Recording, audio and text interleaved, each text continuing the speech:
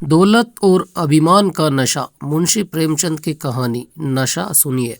ईश्वरी एक बड़े जमींदार का लड़का था और मैं एक गरीब क्लर्क का, जिसके पास मेहनत मजूरी के सिवा और कोई जायदाद न थी।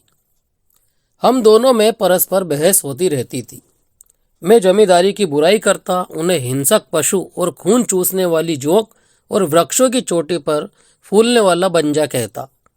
वह जमींदारी का पक्ष लेता, पर स्वभाव था उसका पहलू कुछ कमजोर होता था, क्योंकि उसके पास जमींदारी के अनुकूल कोई दलील न थी।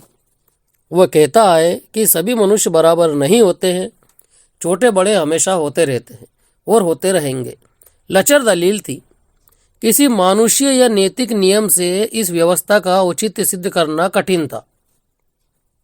मैं इस वाद विवाद की गर्मी गर्मी में अक्सर तेज हो जाता और लगने वाली बात कह जाता, लेकिन ईश्वरी हारकर भी मुस्कुराता रहता था। मैंने उसे कभी गर्म होते नहीं देखा। शायद इसका कारण यह था कि वह अपने पक्ष की कमजोरी समझता था। नौकरों से वह सीधे मुंह से बात नहीं करता था। अमीरों में जो एक बेदर्दी और उद्दंडता होती है, इसमें उससे भी प्रचुर भाग मिला था। नौकर ने बिस्तर लगाने में जरा भी देर की, दूध जरूरत से ज़्यादा गर्म या ठंडा हुआ, साइकिल अच्छी तरह साफ नहीं हुई तो वो आपे से बाहर हो जाता। सुस्ती या बदतमीजी उसे जरा भी बर्दाश्त न थी, पर दोस्तों से और विशेषकर मुझसे उसका व्यवहार बहुत ही अच्छा था और नम्रता भरा हुआ था।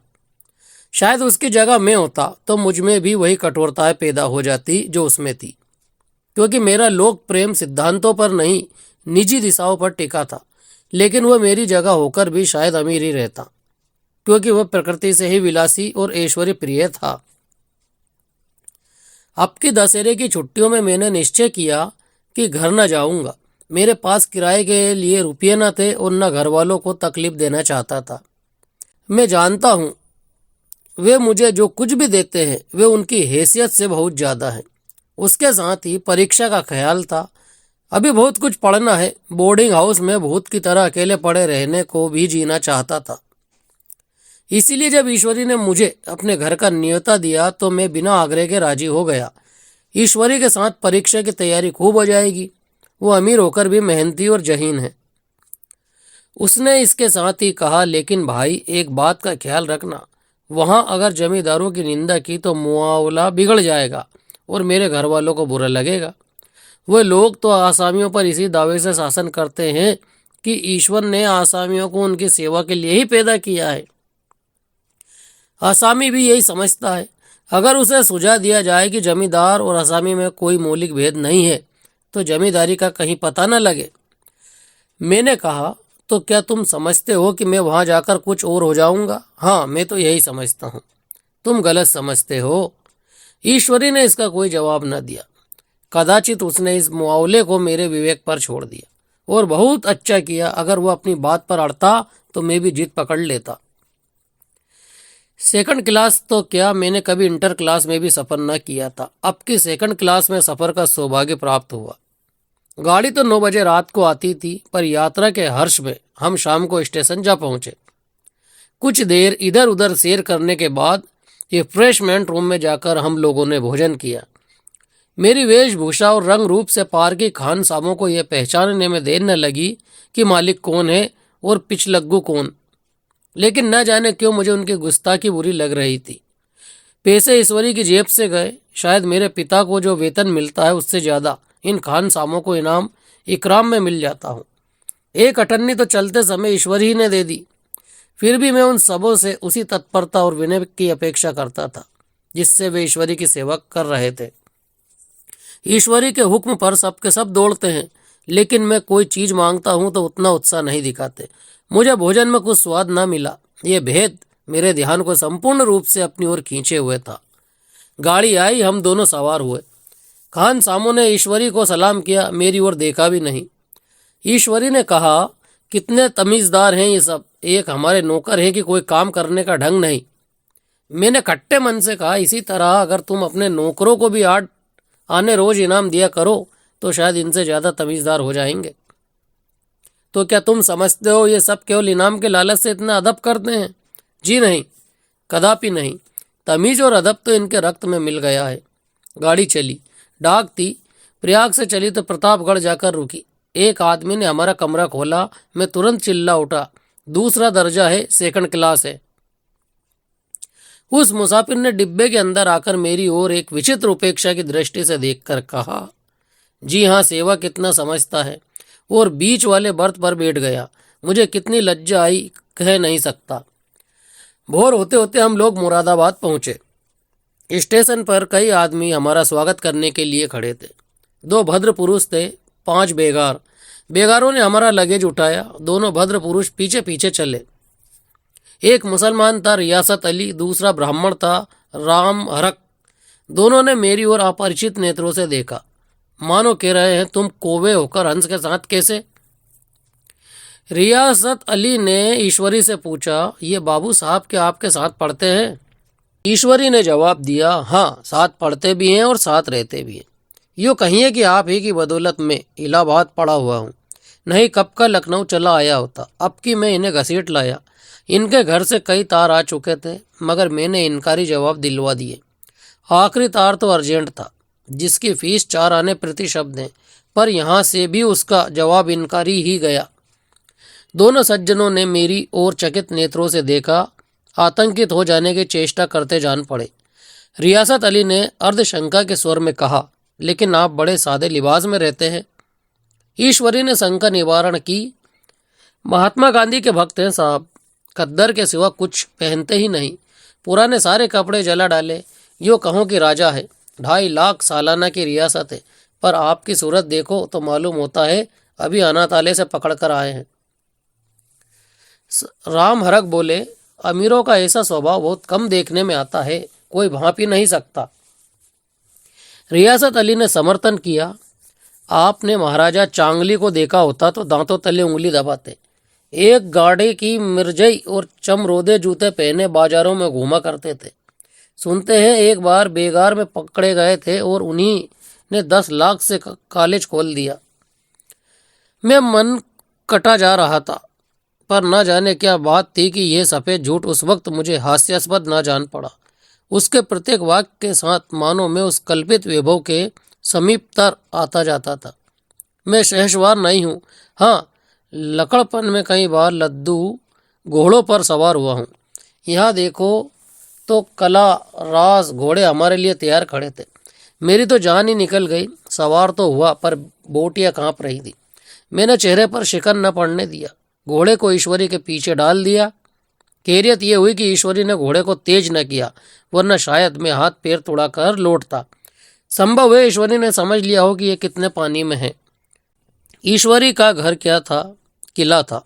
इमाम बाड़े का सा फाटक, द्वार पर पहरेदार टहलता हुआ, नौकरों का कोई हिसाब नहीं, एक हाथी बंधा हुआ।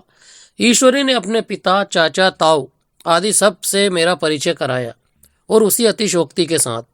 ऐसी हवा बांधी कि कुछ न पूछिए। नौकर चाकर ही नहीं, घर के लोग भी मेरा सम्मान करने लगे। देहात के जमींदार, लाखों का मुनाफा, मगर पुलिस कांस्टेबल को अफसर समझने वाले। कई महाशय तो मुझे हुजूर हुजूर कहने लगे। जब जरा एकांत हुआ तो मैंने ईश्वरी से कहा, तुम बड़े शैतान हो यार, मेरी मिट्टी क्यों पलित कर रहे हो? ईश्वरी ने दृढ़ मुस्कान के साथ कहा, इन गधों के सामने यही चाल जरूरी थी, वरना सीधे मुंह बोलते भी नहीं। जरा देर के बाद नाई हमारे पांव दबाने आया। कुंवर लोग स्टेशन से आए हैं, थक गए होंगे। ईश्वरी ने मेरी ओर इशारा करके कहा, पहले कुंवर साहब के पांव दबा। मैं चारपाई पर लेटा हुआ था। मेरे जीवन में ऐसा शायद ही कभी हुआ हो कि किसी ने मेरे पैर दबाए हों। मैं इसे अमीरों के चोचले, रईसों का गधापन और बड़े आदमियों की मुठमर्दी और जाने क्या क्या कहकर ईश्वरी का परिहास किया करता, और आज मैं पोतड़ों का रईस बनने का स्वांग भर रहा था। इतने में 10 बज गए। पुरानी सभ्यता के लोग थे। नई रोशनी अभी केवल पहाड़ की चोटी तक पहुंच पाई थी। अंदर से भोजन का बुलावा आया। हम स्नान करने चले। मैं हमेशा अपनी धोती खुद छांट लिया करता हूँ, मगर यहाँ मैंने ईश्वरी की ही बातें अपनी धोती भी छोड़ दी। अपने हाथों अपनी धोती छांटते शर्म आ रही थी। अंदर भोजन करने चले। हॉस्टल में जूते पहने मेज पर जा डटते थे। यह पाँव धोना आवश्यक था। कहार पानी लिए खड़ा था। ईश्वरी ने पाँव बढ़ा दिए। कहार ने उसके पाँव धोए। मैंने भी पाँव बढ़ा दिए। कहार ने मेरे पाँव भी धोए। मेरा वह विचार न जाने कहाँ चला गया था। सोचा था वहाँ देहात में एकाग्र होकर खूब पढ़ेंगे, पर यहाँ सारा दिन सैर सपाटे में कट जाता था। कहीं नदी में बजरे पर सैर कर रहे हैं, कहीं मछलियां या चिड़िया का शिकार खेल रहे हैं, कहीं पहलवानों की कुश्ती देख रहे हैं, कहीं शतरंज पर जमे हैं। ईश्वरी खूब अंडे मंगवाता और कमरे में स्टोव पर आमलेट बनाता। नौकरों का एक जत्था हमेशा घेरे रहता।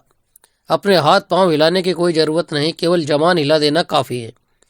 नहाने बैठो तो आदमी नहलाने को हाजिर, लेटो तो आदमी पंखा झलने को खड़े।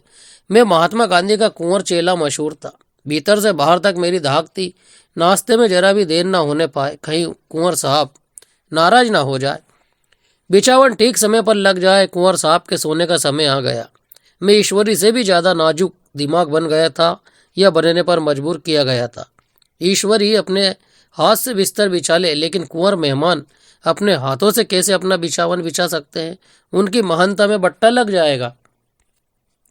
एक दिन सचमुच यही बात हो गई। ईश्वरी घर में था। शायद अपनी माता से कुछ बातचीत करने में देर हो गई। यहाँ 10 बज गए। मेरी आंखें नींद से झपक रही थी, मगर बिस्तर कैसे लगाऊं? कुंवर जो ठहरा। कोई 11:30 बजे मेहरा आया। बड़ा मुंह लगा नौकर था। घर के धंधों में मेरा बिस्तर लगाने की उसे सुधी न रही। अब जो याद आई तो भागा हुआ आया। मैंने ऐसी डांट बताई कि उसने भी याद किया होगा। ईश्वरी मेरी डांट सुनकर बाहर निकल आया और बोला, तुमने बहुत अच्छा किया। ये सब हरामखोर इसी व्यवहार के योग्य है। इसी तरह ईश्वरी एक दिन एक जगह दावत में गया हुआ था। शाम हो गई, मगर लैंप मेज पर रखा हुआ था। दिया सलाई भी थी, लेकिन ईश्वरी खुद कभी लैंप नहीं जलाता था। फिर कुंवर साहब कैसे जलाए? मैं झुंझला रहा। समाचार पत्र आया रखा हुआ था, जी इधर लगा हुआ था, पर लैंप नदारत। देव योग से उसी वक्त मुंशी रियासत अली आ निकले। मैं उन्हीं पर उबला। ऐसी फटकार बताई कि बेचारा उल्लू हो गया। तुम लोगों को इतनी फिक्र भी नहीं कि लैंप तो जलवा दो? मालूम नहीं ऐसे कामचोर आदमियों का यहाँ कैसे गुजारा होता। मेरे यहाँ घंटे भर निर्वाणा हो। रियासत अली ने कांपते हुए हाथों से लैंप जला दिया। वह एक ठाकुर अक्सर आया करता था। कुछ मन चला आदमी था, महात्मा गांधी का परम भक्त। मुझे महात्मा जी का चेला समझकर मेरा बड़ा लिहाज करता था, पर मुझसे कुछ पूछते संकोच करता था। एक दिन मुझे अकेला देखकर आया और हाथ बांधकर बोला, सरकार तो गांधी बाबा के चेले हैं ना। लोग कहते हैं कि यहाँ सुराज हो जाएगा तो जमींदार न रहेंगे। मैंने शान जमाई, जमींदारी के रहने की जरूरत ही क्या है? ये लोग गरीबों का खून चूसने के सिवा और क्या करते हैं? ठाकुर ने फिर पूछा, तो क्यों सरकार, सब जमींदारों की जमीन छीन ली जाएगी? मैंने कहा, बहुत से लोग तो खुशी से दे देंगे, जो लोग खुशी से ना देंगे उनकी जमीन छीनी नहीं पड़ेगी। हम लोग तो तैयार बैठे हुए हैं। जो ही स्वराज हुआ अपने इलाके के आसामियों के नाम हिब्बा कर देंगे। मैं कुर्सी पर पांव लटकाए बैठा था। ठाकुर मेरे पांव दबाने लगा, फिर बोला, आजकल जमींदार लोग बड़ा जुलूम करते हैं सरकार। हमें भी हुजूर अपने इलाके में थोड़ी सी जमीन दे दे तो चलकर वहीं आपके सेवा में रहे। मैंने कहा, अभी तो मेरा कोई अख्तियार नहीं है भाई, लेकिन जो ही अख्तियार मिला मैं सबसे पहले तुम्हें बुलाऊंगा। तुम्हें मोटर ड्राइवरी सिखाकर अपना ड्राइवर बना लूंगा। सुना उस दिन ठाकुर ने खूब भंग पी और अपनी स्त्री को खूब पीटा और गांव के महाजन से लड़ने पर तैयार हो गया। छुट्टी इस तरह तमाम हुई और हम फिर प्रयाग चले। गांव के बहुत से लोग हम लोगों को पहुंचाने आए। ठाकुर तो हमारे साथ स्टेशन तक आया। मैंने भी अपना पार्ट खूब सफाई से खेला और अपनी कुबेरोचित विनय और देवत्व की मुहर हरेक हृदय पर लगा दी। जी तो चाहता था हर एक नौकर को अच्छा इनाम दूं, लेकिन वह सामर्थ्य कहाँ थी। वापसी टिकट था ही, केवल गाड़ी में बैठना था, पर गाड़ी आई तो ठसाठस भरी हुई। दुर्गा पूजा की छुट्टियां भोगकर सभी लोग लौट रहे थे। सेकंड क्लास में तिल रखने की जगह नहीं। इंटर क्लास की हालत उससे भी बदतर। यह आखिरी गाड़ी थी, किसी तरह रुक ना सकते थे। बड़ी मुश्किल से तीसरे दर्जे में जगह मिली। हमारे ऐश्वर्य ने वहां अपना रंग जमा लिया, मगर मुझे उसमें बैठना बुरा लग रहा था। आए थे आराम से, लेटे लेटे जा रहे थे कि सिकड़े हुए। पहलू बदलने की भी जगह न थी। कई आदमी पढ़े लिखे भी थे। वे आपस में अंग्रेजी राज्य की तारीफ करते जा रहे थे। एक महाशय बोले, ऐसा न्याय तो किसी राज्य में नहीं देखा। छोटे बड़े सब बराबर। राजा भी किसी पर अन्याय करे तो अदालत उसकी गर्दन दबा देती है। दूसरे सज्जन ने समर्थन किया, अरे साहब, आप खुद बादशाह पर दावा कर सकते हैं, अदालत में बादशाह पर डिग्री हो जाती है। एक आदमी जिसकी पीठ पर बड़ा गट्टर बंधा था कलकत्ते जा रहा था। कहीं गठरी रखने की जगह न मिलती थी। पीठ पर बांधे हुए था। इससे बेचैन होकर बार बार द्वार पर खड़ा हो जाता। मैं द्वार के पास ही बैठा हुआ था। उसका बार बार आकर मेरे मुंह को अपनी गठरी से रगड़ना मुझे बहुत बुरा लग रहा था। एक तो हवा यूं ही कम थी, दूसरे उस गंवार का आकर मेरे मुंह पर खड़ा हो जाना मानो मेरा गला दबाना था। मैं कुछ देर तक जब्त किए बैठा रहा। एकाएक मुझे क्रोध आ गया। मैंने उसे पकड़कर पीछे ढेल दिया और 2 तमाचे जोर से लगाए। उसने आंखें निकालकर कहा, क्यों मारते हो बाबूजी? हमने भी किराया दिया है। मैंने उठकर 2-3 तमाचे और जड़ दिए। गाड़ी में तूफान आ गया। चारों ओर से मुझ पर बौछार पड़ने लगी। अगर इतने नाजुक मिजाज हो तो अव्वल दर्जे में क्यों नहीं बैठे? कोई बड़ा आदमी होगा तो अपने घर का होगा। मुझे इस तरह मारते तो देखा देता। क्या कसूर किया था बेचारे ने? गाड़ी में सांस लेने की जगह नहीं, खिड़की पर जरा सांस लेने खड़ा हो गया तो उस पर इतना क्रोध? अमीर होकर क्या आदमी अपनी इंसानियत बिल्कुल खो देता है? ये भी अंग्रेजी राज है जिसका आप बखान कर रहे थे। एक ग्रामीण बोला, दफ्तर माँ घुसन तो पावत नहीं, उस पर इतना मिजाज? ईश्वरी ने कहा, what an idiot you are bear. और मेरा नशा अब कुछ कुछ उतरता हुआ मालूम होता था। मित्रों, कहानी यही समाप्त होती है। थोड़ी विचित्र सी और अद्भुत सी कहानी है मुंशी प्रेमचंद की। कुछ कठिन शब्द भी हैं जिन्हें समझना इतना आसान नहीं है, मगर फिर भी यदि कहानी आपको पसंद आए तो इसे लाइक कीजिए और अपने मित्रों में शेयर कीजिए। चैनल को आप सब्सक्राइब जरूर कर लीजिए। धन्यवाद।